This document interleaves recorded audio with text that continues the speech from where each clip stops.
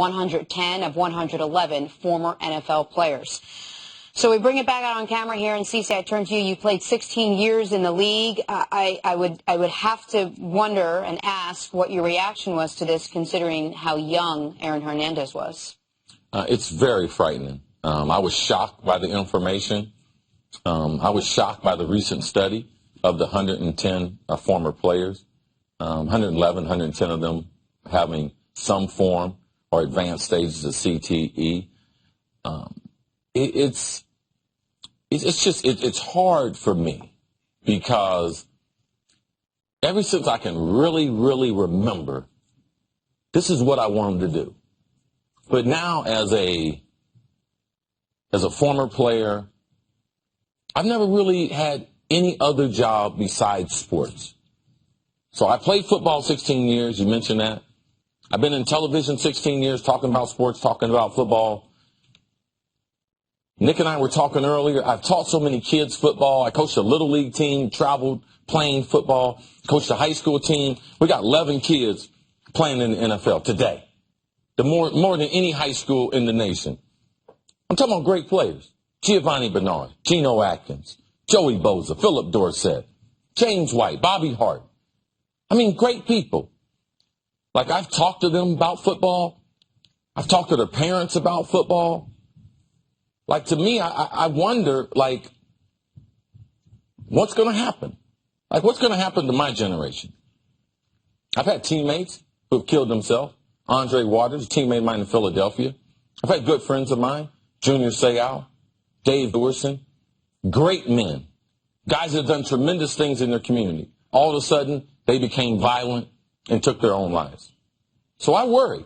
I worry what my future is. Now, I haven't shown any signs of it. I didn't have any recorded concussions playing.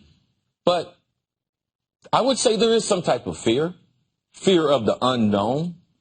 But I sit here conflicted because with all the information I have, I wouldn't change a thing. When I was 7 years old, I tried to play football. A doctor changed my birth certificate. Wasn't even old enough. The lady told me, son, come back with your mom. I had a pen on my birth certificate, and I had changed it.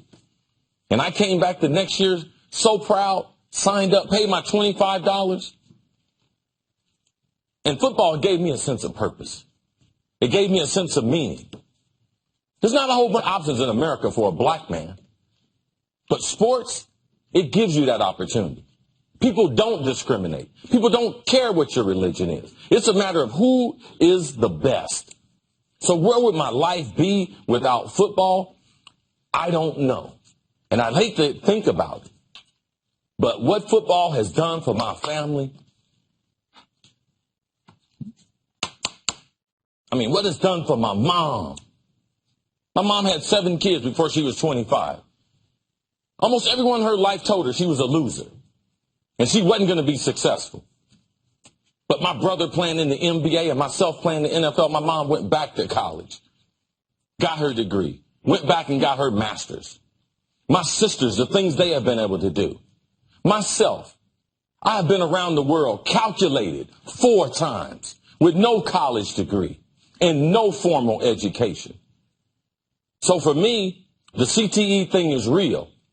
But also in America, what other choice does a black man have that's better than the National Football League? That presents the opportunities economically, the influence that you have. So for me, I still encourage young people. The game is safer now than it's ever been. Are there some drawbacks of the game that are not pretty? Yes. But what is your recourse? Like, what do you do if you have athletic ability? You just decide not to play football, just going to play basketball, just going to play baseball? So for me, I'm conflicted. It's a game that I love, and given the information that I have, I hope the rest of my life works out well. But I'm willing to suffer the consequences because what it's done for me. So it's alarming. A guy 27. I knew Aaron Hernandez. You know why? Because Urban Meyer's a good friend of mine. I saw him recruit him from Bristol, Connecticut, an All-American. I saw him at the University of Florida at practices. And to think that this is a game that we encourage young people to play, and the end result was that. I'm conflicted. I really am. I think, and first of all, thank you for your honesty and for digging deep into your past and to your present and to your emotions and sharing that with us. And I think it's a side a lot of people don't know. And I think it's a side that a lot of people forget, that sometimes football is your only option. And for you, it was a fantastic escape, and it was a successful escape. And I think that much like you are conflicted. No, I had other options, but those options weren't better. Okay. That's fair. All right? When you talk about football, what's it doing? Every one of these kids got a free ride to a different college. I mean, they went to some expensive schools. You're talking about $150,000 to $250,000 to pay these kids to get their education. Can I ask you a question real quick, Cece? I'm curious about your son, because your son didn't grow up the way you did. Your son's still playing football right now. He's a year younger than Aaron. How did this land with you thinking of Duran, who's playing in the CFL, playing great, having maybe his best year? It's hard, Nick. Like it's really hard. But the benefits and what it taught me as a young man. I used to break into the stadium and run the stadium steps in my hometown. And now that stadium's named after me. And you know the reason why, Nick? It's not because people like me. Because there was a time that it wasn't nice to be associated with Chris Carter. But the reason why my name is on that field is because of damn football. Not nothing else. It's because of football. You know the reason why my name's on this show? I ain't got no great broadcasting school. No. It's because I played football. That's the reason why. So most of the good things in my life, they come about because of football. So it's not good for me to see a young man who was trying to live out the same dream that I lived out, and for it to end like that. And for football to be some type of cause that people would have to be concerned about football players as we get older, that we might become violent, that we have a tendency to hurt other people. Man, I don't want to be painted with that brush. I don't want to be a part of that. But that's the fraternity for which I come from, and it's really hard to escape.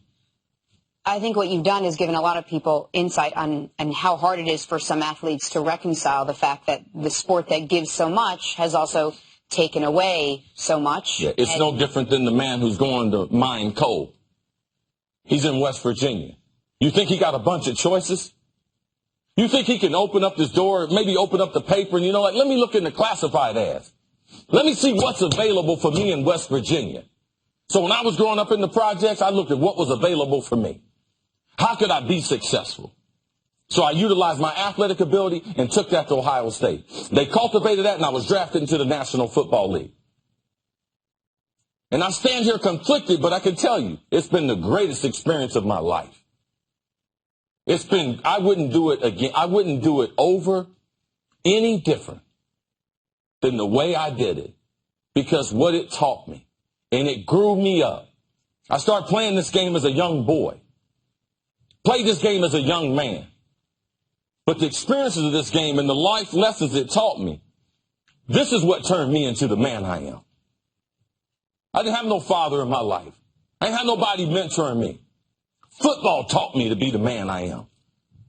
The reason why you guys don't worry about me being late, why you know I'm on time, is because football taught me that. The reason why I'm a gentleman, the reason why I do the things I do, football taught me that. A football coach taught me that.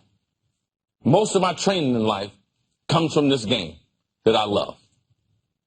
And it's called football. And now that we see that there's tremendous damage done to your brain while playing the game. And I can't tell you that I'm not scared for my future. Yes, but that's why I'm going to take advantage of today and let people know what football means to me and what it's meant to thousands of others who've had the blessing in their life to be able to play this game and be able to play it at a high level. Thank you very much. I think that's as honest an answer as we've heard and as I think we are going to get on the issue. And we appreciate all of your honesty there, CC. We're going to take a break and be right back.